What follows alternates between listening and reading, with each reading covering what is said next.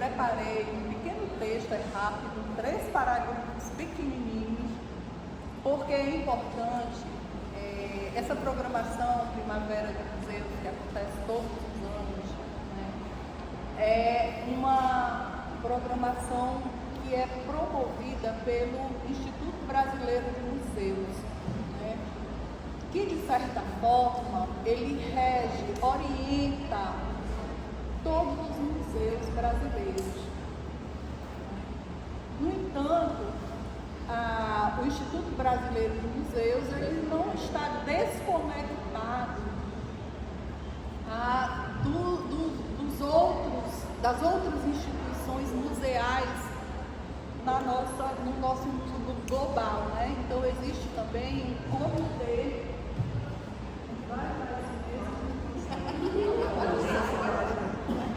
Existe também o Conselho Internacional de Museus, que de certa forma é um definidor, né, mundial do que é museu, para que serve o museu, qual é a relação do museu com a sociedade. Então eu vou ler para não ficar fazendo grandes digressões em relação ao tema deste ano da Primavera de Museus, que, se a gente for observar, é muito semelhante, é praticamente o mesmo tema que foi a Semana de Museus, que aconteceu em maio, né, e que nós aqui fizemos uma roda de conversa muito próxima dessa daqui, com a diferença que nós não estávamos com 2 exposições tão grandiosas e importantes para o tema, né, nesse tema, como as exposições da Santa Cris, que está na sala do Rei Santo Espelho, e do Rafael Andrade, que está na Teodoro Braga, tá? Então, rapidamente eu vou fazer uma leitura. Vou passar aqui para ver se vocês acompanham. Acho que fica difícil. Já passei. Então, a premissa de que os museus devem ser acessíveis e inclusivos atualmente encontra-se na própria definição do museu como instituição pública, que é a nova definição instituída pelo Conselho Internacional de Museus em 2022. Quando falamos no termo acessibilidade, precisamos entender que há pelo menos 3 aspectos da acessibilidade que os museus precisam atender com urgência: acessibilidade física, acessibilidade econômica e acessibilidade intelectual. Somente derrubando essas barreiras será possível atender o significado do segundo termo, a inclusão, no sentido de contemplar a diversidade de públicos nos museus. Eis a importância de trazermos exposições, debates e outras experiências sobre o tema nessa Primavera de Museus. Em permanência, exposição de pinturas, esculturas e vídeo performance da artista visual Sandrine Santos apresenta uma reflexão importante sobre a vida, as relações de força e poder que atravessam e marcam a existência em sua impermanência. A exposição Sagrado Dissidente é resultado da pesquisa de mestrado do multifário artista Rafael Andrade, que, a partir de sua obra Flores para Pietá, reúne obras suas e de mais 14 artistas, trazendo a questão: o sagrado está presente? Reverberando reflexões acerca do rompimento e ou intervenção no sistema normativo em relação às ideias de profano e de marginalidade relacionados a símbolos e alegorias dos corpos LGBTQIAP+, né? As mediações a essas exposições pautam-se pelo respeito à diversidade do público, que podem acessá-las também por meio das audiodescrições das obras para pessoas cegas ou com baixa visão e contam com intérpretes de Libras para pessoas surdas. A roda de conversa que ora acontece, museus, acessibilidade e inclusão, educação e diversidade universidade. A aula de técnicas corporais que aconteceu com a professora Ana Flávia Mendes e a performance Negro Sou com Mara Gomes e Felipe Almeida, que acontecerá sábado, compõe essa programação, potencializando diálogos e experiências sensíveis e reflexivas sobre esse relevante tema que o Instituto Brasileiro de Museus escolheu para esta primavera de museus. E com isso, só para situarmos o que estamos aqui, porque estamos, né? Nós estamos aqui com Daniela Souza, indígena do povo Amapé. Ela é historiadora, antropóloga e naturóloga, pesquisadora do Museu de Mulheres e criadora do Laboratório de Saberes Ancestrais, Ginecologia Natural Amazônica. Certinho, né? Então, Daniela Souza. Estamos também com Isabel Lopes, professora de língua francesa há mais de 10 anos, atuante e graduanda do curso de Museologia, é professora de projetos de extensão de português como língua estrangeira e francês nos museus do SIM. Certinho, Isabel? Um prazer estar aqui com você. Obrigada. Estamos aqui também com a Marlene Trindade, nossa colega, bibliotecária do Museu de Arte de Belém, conselheira do Conselho Municipal de Promoção da Igualdade Racial, coordenou projetos culturais na Biblioteca Municipal Albertano Rocha, de 1995 a 2015, onde foi diretora de 2012 a 2014. E estamos aqui com os artistas. O artista Rafael Andrade, que é artista, professor, pesquisador paraense, doutorando e mestre em artes pelo PPG Artes, especialista em arte e educação, especialista em história e cultura afro-brasileira, especialista em artes visuais e especialista em atendimento especializado. Em 20 anos de carreira, Rafael Andrade possui 9 prêmios e multifários trabalhos como artista visual, teatro e performático. Estamos com Sancris Santos, que é artista, professora, com doutorado em Ciência da Educação, autora da exposição em permanência, membro do coletivo Arte Amiga, é professora efetiva da UEPA, atuou como diretora cultural e presidente da Associação de Arte Educadores do Estado do Pará, a EPA, professora da UFPA e SMAC, doutora do Centro Superior de Estudo de Educação e diretora acadêmica, IESPA, e direção do Museu Espaço Cultural Casa dos 11 Janelas. E eu estou aqui para mediar. Meu nome é Janice Lima, sou professora, artista visual do coletivo Arte Amiga, e Bárbara Freire, que está ali, e trabalho aqui no Museu de Arte de Belém, servidora pública municipal há 32 anos, só para deixar bem clara a minha idade. E é um prazer muito grande estar aqui com vocês, com todos nós aqui, para a gente conversar um pouco sobre esse tema que é tão importante para a sociedade. Eu acho que não é para o museu que é importante, é para a sociedade. E aí eu passo a palavra para a Miele, nossa primeira palestrante.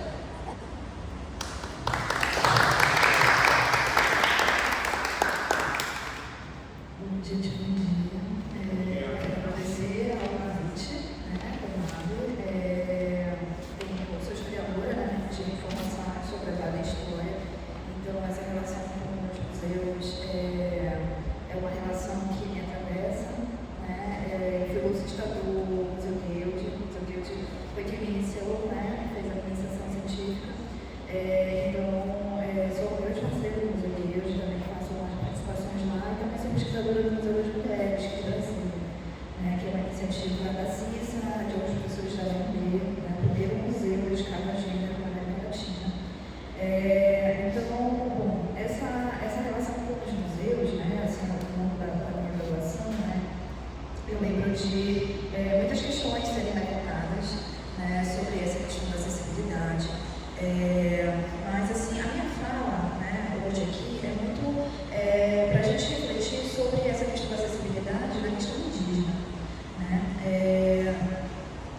me graduei em História, eu entrei em História, né, na UFPA, para estudar o meu povo. E eu não consegui estudar o meu povo na graduação em História por dois motivos, né? Um, que não tinha uma linha específica para isso, e dois, que eu esbarrei no racismo. Eu escutei de um antropólogo lá da Faculdade de História que dizia que, me falou duas coisas, né? Um, que não era ético eu, enquanto indígena, pesquisar o meu povo, e dois, que o meu povo nem indígena mais é, né? E a Ianubé, meu povo, ela é a segunda terra indígena demarcada no estado do Pará. Então, eu esbarrei nessa barreira, né? E assim, ele falou para mim, tu não vai fazer, tu não vai conseguir. Então, assim, ou tu vai desistir do curso, vai lá para ciências sociais, lá na antropologia talvez tu consiga, ou tu vai enveredar em outra coisa, né? E uma formação muito voltada para essa coisa da história da Amazônia colonial, né? Essa história dos grandes homens, essa história da colonização, né? Essa história de fora, essa história da Belle Époque, essa coisa do Paris na América. Mas eu não desisti, eu fui para os grandes palácios e eu fui para a História Oral, né? Fui para a História Oral, o primeiro orientador, só para vocês terem uma ideia, é o Edson Ferro, que é um parente, que é professor na Universidade do Sul do Rio. Ele me orientava pelo Facebook, gente, olha isso. Ele foi meu primeiro orientador. Quando eu entrei no curso Estudante, aí as coisas foram se abrindo, né? E aí eu fui vendo que eu ia permanecer na história, porque eu precisava daquele suporte técnico da história para fazer essa pesquisa documental, né, que eu queria fazer com o meu povo, então eu comecei a fazer de forma independente. E depois fui dando para antropologia, né? Então hoje eu sou historiadora, mas também sou antropóloga de pós-graduação e eu atuo muito mais como antropóloga, né? Onde eu trabalho com o povo, trabalho também com gênero, com comunidade.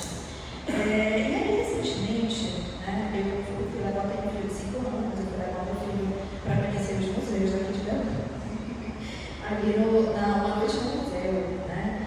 E aí a gente visitou ali e fazia muitos anos que eu não entrava aqui nos museus do Feliz Lusitânia, né? E eu fiquei bem entristecida de ver uma coisa que é o ponto-chave da minha fala, né?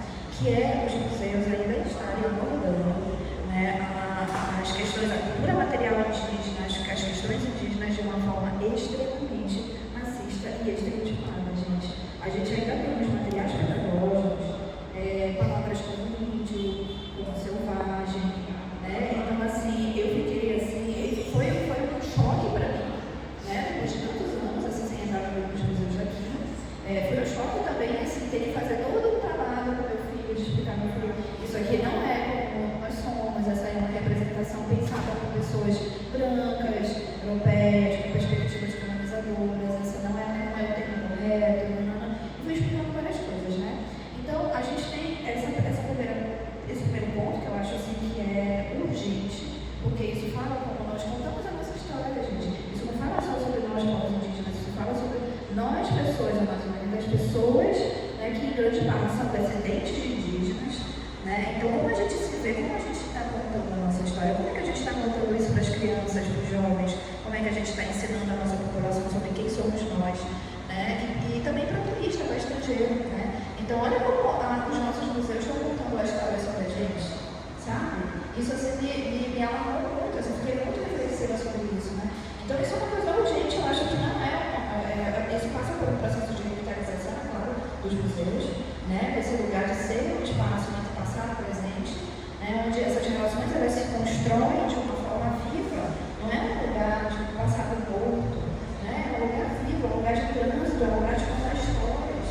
Então, é algo para a gente pensar, é algo para a gente refletir. Eu acho que isso cabe nessa questão da acessibilidade, né? A gente não se sente representado pela forma como os museus falam sobre nós, né? Ainda está contando uma história que é uma história externa, ainda está contando uma história escrita por colonizadores, né? Então, não somos nós que estamos falando sobre nós aqui, sabe? Isso não tem acessibilidade, né? E ainda esbarra a gente ler, né, os materiais com esses conceitos extremamente violentos. E aí uma outra coisa também é que a gente não tem no Estado, né, uma política de incentivo, por exemplo, para que a educação indígena visite os museus, né? Então, essa também é uma outra questão, né, uma questão da acessibilidade. Então, essa é uma problemática que eu acho que a gente precisa falar. Eu acho que os museus precisam fazer esse processo de revitalização. O governo do Estado, né, as políticas públicas voltadas para museu, para a cultura material, para a educação, precisam rever urgentemente essa questão. Né? E para além disso, né, a gente também tem uma outra questão que eu também quero trazer, que é sobre o processo de repatriação da cultura material indígena. Né? Até hoje, a gente tem 21 peças, né, do meu povo na Reserva Técnica do Museu Guild. E é um material, né, que a gente não consegue ter acesso. Né? Eu consegui ter acesso depois que eu entrei na universidade, mas vejo, eu teria todo o caminho até conseguir chegar lá. Então, assim, a gente, como povo, a gente não consegue ter acesso a esse material, que está na Reserva Técnica tanto do Museu Guild, né, no campo de pesquisa, quanto também na Reserva Técnica do Laboratório de Antropologia da UFPA. Né? Inclusive, 2 cestos que estão lá no laboratório da UFPA são cestos que eu em fevereiro coletei com a minha avó. Né? Então, assim, e essa questão da repatriação, gente, ela é uma discussão assim, muito séria, porque a gente passou por um processo recente agora de ver a luta do movimento do Pinambá, né, no Brasil, envolvendo várias polêmicas, né, inclusive o Porto Pinambá, a Ilha da Bahia, né, que teve toda uma colaboração, uma série de colaborações para conseguir ritualizar a chegada de um símbolo que não é só um monte feito de pena de laranja, né, é um símbolo ancestral que representa muito, que representa um retorno ancestral, né, que tem um significado para além do que as pessoas, quando vão visitar o museu, conseguem entender. Né? Então, uma simbologia muito profunda, muito ancestral. Então, o processo de repatriação, ele cai nesse processo, né, de que nós precisamos, nós temos o direito de ter acesso a esse material de novo, e isso também passa por um outro lugar, um pouco mais objetivo, que são os processos de retomada. Né? O contato da Gricélia com o manto foi primordial para que eles refizessem outro manto. Né? Depois de muito tempo, então isso sim é um marco histórico para esse povo. Né? E existem vários povos que hoje estão em vários processos de retomada. Né? O meu povo está vivendo uma grande retomada, que é a retomada de língua e de cultura.